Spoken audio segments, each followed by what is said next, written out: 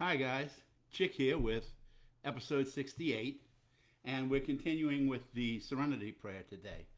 Just to remind you, the Serenity Prayer is God, grant me the serenity to accept the things I cannot change, the courage to change the things I can, and the wisdom to know the difference. And today, we're talking about the wisdom to know the difference.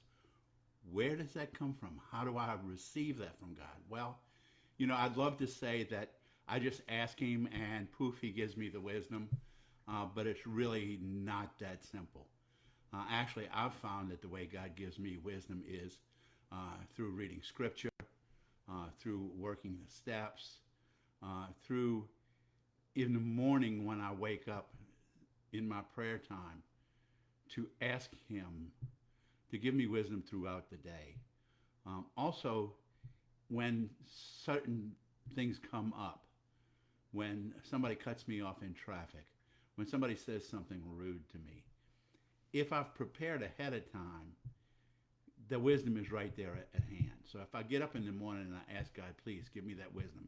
If when I get in my car and I'm getting ready to get on the interstate, I ask God to give me the wisdom in those situations, it comes much easier. Now, I've heard that, and I think I've said this before on the challenge, that God answers prayers in three ways. One is yes, one is no, and one is not yet. But I've also heard, and I've read this in Scripture, that the one prayer God never says no to and never says not yet to is asking Him for wisdom. There's a humility that comes in asking Him for wisdom at the beginning of the day and throughout the day and in every situation that comes along. When somebody says something rude to me, just taking a second and say, God, give me the wisdom to deal with this in the right way, to learn how to respond and not react, not get caught up in my feelings, because I am, as I've said before, I am an emotional person. And I can let my emotions run away with me, but that's not wise. When I do that, it never turns out right. So again, that wisdom is not just a poof, God give me the wisdom and poof, I have it. There's some things I need to do. I need to prepare. Somebody asked me a long time ago, if you were getting ready, if you were in war and you were on a battle scene and you were getting ready to go into battle, would you carry your body armor with you out to the battlefield and wait for the battle to begin and put it on? Or would you put it on before you ever left the camp to go out into that battle? Well, obviously you would put it on ahead of time. You wouldn't wait until you...